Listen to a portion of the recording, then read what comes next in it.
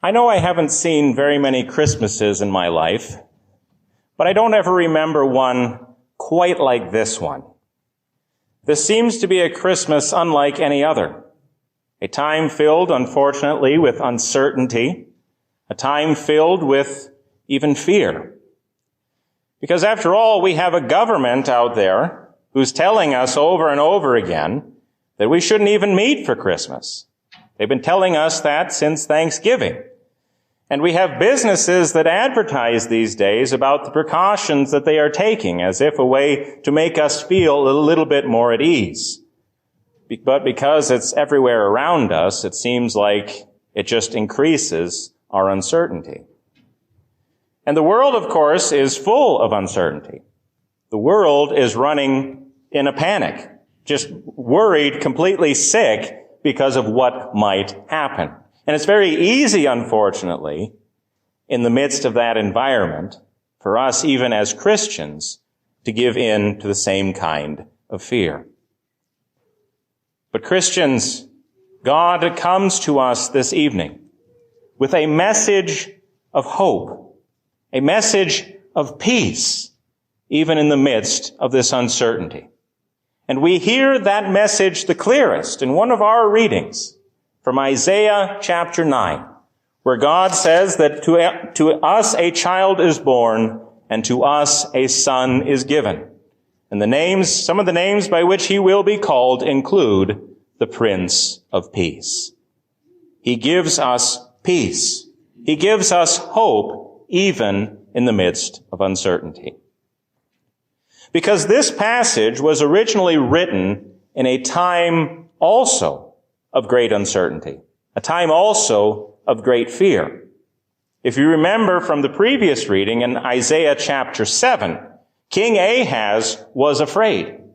He was afraid because he was facing a military alliance that was going to invade his kingdom. The northern kingdom of Israel and the kingdom of Syria banded together, and they were threatening to invade the southern kingdom where Ahaz was. And Ahaz was wondering, well, what's going to happen? How could I possibly stand up against two different armies? It seems like the future is hopeless. Where am I supposed to turn for help in the midst of all of this? But you have to understand something here. Isaiah 9 was not written to comfort Ahaz. Ahaz was a godless man. He only really trusted in himself. He was really only looking out for himself. He wanted to find a solution all on his own. Isaiah chapter 9 was written to comfort a different group of people.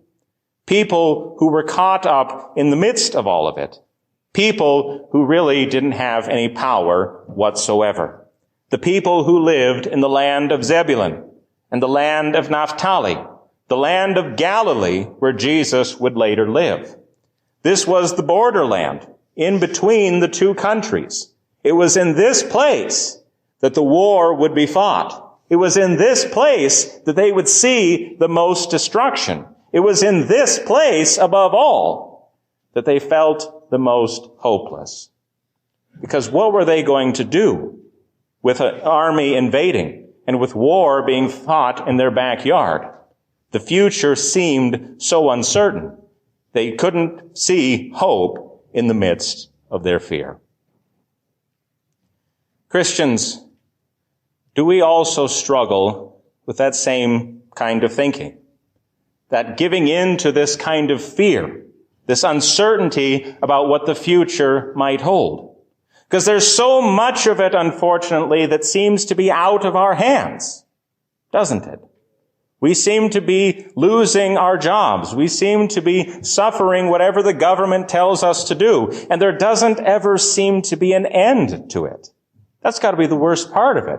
If it was something where it ended and we knew when it was going to end, maybe we could figure out how to deal with it. But because it seems like it's going to go on and on and on, and well into 2021 as well, it's very easy to feel uncertain, to wonder, when is this all going to end? But Christians, God spoke these words in Isaiah chapter 9, exactly for people wondering when things were going to come to an end. Because it says in Isaiah chapter 9 that the people who walked in darkness have seen a great light. Those who dwelt in a land of deep darkness, on them light has shone. You have multiplied the nation, you have increased its joy. They could find hope. They could find joy, because the Lord was going to bring an end to all of these things. The Lord was going to bring an end to the war. He was going to bring an end to the destruction. And so complete would be that end that they would never need weapons again. They wouldn't need armor. They wouldn't need to prepare for war. So they might as well just burn it in the fire. God was going to give them hope and peace in the midst of their troubles, so that no matter what happened the following day or in the next year, God would be with them always. And he was going to take care of them too. And the promise that he made to them was that a child would be born, a son would be given to them, and the government would be upon his shoulder. He would be the King of Kings, the king that they needed. Not Ahaz. Ahaz was just a man. But this king would go by many names. Wonderful Counselor, Mighty God, Everlasting Father, Prince of Peace. And Christians, this king goes by another name too, Jesus Christ. And so as we face our own uncertain futures, as we face our own fears, trying to figure out what's going to happen, we don't have to be afraid.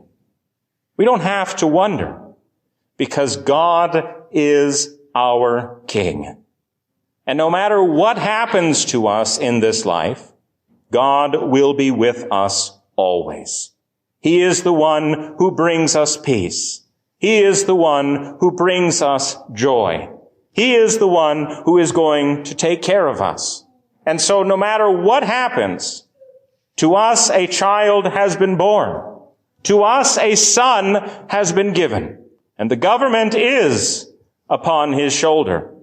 And he shall be called Wonderful Counselor, Mighty God, Everlasting Father, Prince of Peace. He is the one who is our peace, even in the midst of these uncertain times.